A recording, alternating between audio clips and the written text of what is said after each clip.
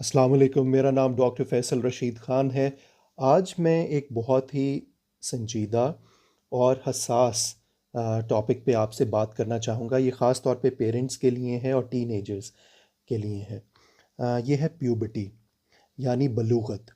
कौन सी ऐसी उम्र है जिसमें लड़के और लड़कियों में बलूग़त आती है, यानी वो बचपन से जवानी की तरफ कदम बढ़ाते हैं।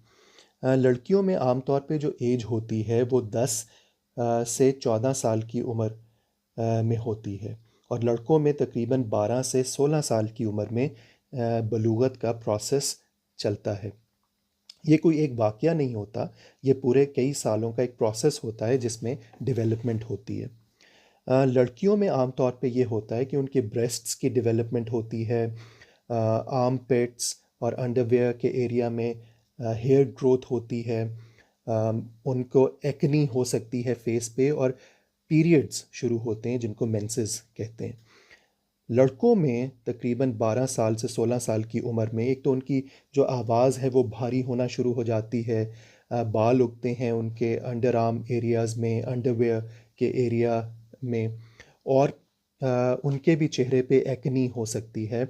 उनके पीनस, उनके टेस्टीज़ का साइज़ जो है वो बड़ा होता है, वो डेवलप करते हैं। कुछ लड़के या लड़कियां होते हैं जिनमें प्यूबर्टी या बलूगत नॉर्मल एज से पहले शुरू हो जाती है, यानी हो सकता है 6 या 7 साल की उम्र में ब्रेस्ट डेवलप होना शुरू हो जाए, या पीनस या टेस्टिकल्स का साइज़ लड़कों में बड़ा होना शुरू हो जाए 7 या 8 साल की उम्र में। ऐसे मौके पे डॉक्टर से पहले मशवरा करें ताकि वो आपको बेहतर गाइड कर सकें। कुछ लड़के या लड़कियों में जो प्यूबर्टी है वो डिले हो जाती है, यानी देर से। 14 साल की उम्र में ब्रेस्ट डेवलपमेंट तो हो गई, लेकिन मेंसेस तकरीबन 4-5 साल की उम्र तक नहीं हुए, पीरियड्स। लड़कों में हो सकता है कि टेस्टीज़ का या पीनस का साइज़ डेवलप नहीं होता 17 या 18 साल की उम्र में।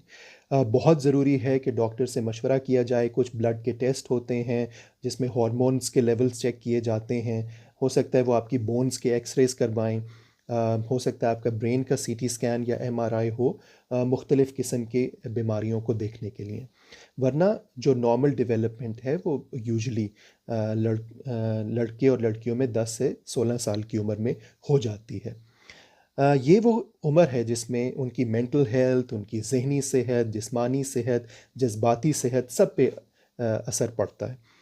लड़के और लड़कियों में ये देखा गया है कि उनमें जज्बातीपन आ जाता है, उनमें चिड़चिड़ापन आ जाता है। छोटी-छोटी बात पे वो गुस्सा करना शुरू हो जाते हैं क्योंकि उनको खुद नहीं समझ आ रही होती कि ये क्या हो रहा है। एंग्ज़ायटी हो सकती है, यानी घबराहट, बेचैनी। कॉन्फिडेंस के इश्यूज़ आ सकते हैं। स्कूल में, होमवर्क में, स्कूल वर्क में प्रॉब्लम्स हो सकते हैं। उनको पीयर प्रेशर का सामना होता है। कुछ लड़के हो सकता है उनकी आवाज़ में भारीपन ना आए, या उनके ब्रेस्ट ज़्यादा डेवलप होना शुरू हो जाए, तो ऐसे लड़कों को बुली किया जाता है, मजाक उनका उड़ाया जाता है। लड़कियों को सही एजुकेशन नहीं होती कि पीरियड से डील कैसे करना है, हाइजीन प्रोडक्ट्स कैसे यूज़ करने हैं, वहाँ पे प्रॉब्लम हो सकती है। बल्कि लड़कियों में हमारे मुल्क में स्कूल ड्रॉप आउट का एक बहुत बड़ा रीज़न ये है, जब वो प्यूबर्टी अचीव कर लेती हैं, उनको माहवारी शुरू हो जाती है, और उसके बाद स्कूल में कोई जगह ही नहीं होती जहाँ उनके लिए सेपरेट वॉशरूम्स नहीं होते, हाइजीन प्रोडक्ट्स नहीं होती। माँ बाप क्या कर सकते हैं? देखिए, माँ बाप के लिए बहुत ज़रूरी है कि अपने बच्चों से राब्ता करें, उनसे एक कम्युनिकेशन यानी बातचीत रखें। अपने बच्चों से डिस्कस करें एक एप्रोप्रिएट एज पे, यानी 10 साल के बाद आप कुछ आर्टिकल्स हैं उनको पढ़ें, उनके साथ बैठ के उनको समझाएं कि जब बलूगत आएगी तो कैसे हेयर ग्रोथ होगी, बाल आएंगे, कैसे उनके मेंसेस शुरू होंगे, या उनके जिस्मानी तौर पे मसल्स बढ़ेंगे, इमोशनल चेंजेस क्या आएंगे। सो एक राब्ता कायम करें। ये एक प्रोसेस है, ये कोई एक सिटिंग में नहीं होगा। फिर अपने बच्चों से पूछते रहें कि वो क्या महसूस करते हैं, उनको बताते रहें कि ये नॉर्मल है, ये सबके साथ इस तरह होता है। बजाय इसके कि वो इंटरनेट पे जाके मालूमात हासिल करें, बजाय कि एक 13-14 साल का उनका क्लास फेलो वो उनको इन्फॉर्मेशन दे रहा हो सेक्सुअल हेल्थ के बारे में। सो कहीं बेहतर है कि बड़े माँ बाप जो खुद इस प्रोसेस से गुज़रे हुए हैं वो अपने बच्चों को एजुकेट करें, उनसे एक राब्ता कायम करें ताकि बच्चों का भी एतमाद बहाल हो और उनको ये समझ आए कि ये नॉर्मल पीरियड है।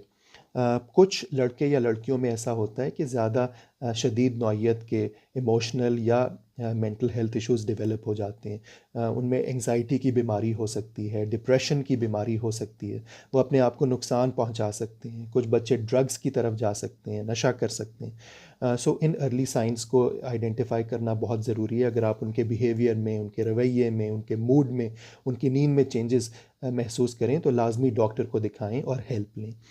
सो ये बहुत इम्पॉर्टेंट टॉपिक था जो मैं आपसे डिस्कस करना चाह रहा था। हमारे माशरे में इसके बारे में बात नहीं होती, लेकिन हम सब इस कंडीशन से, इस लाइफ की स्टेज से गुज़रते हैं। तो बेहतर ये है कि हम डॉक्टर से पूछें, पढ़ें इसके बारे में, ताकि हम एक इन्फॉर्म्ड चॉइसेस करें अपनी लाइफ में।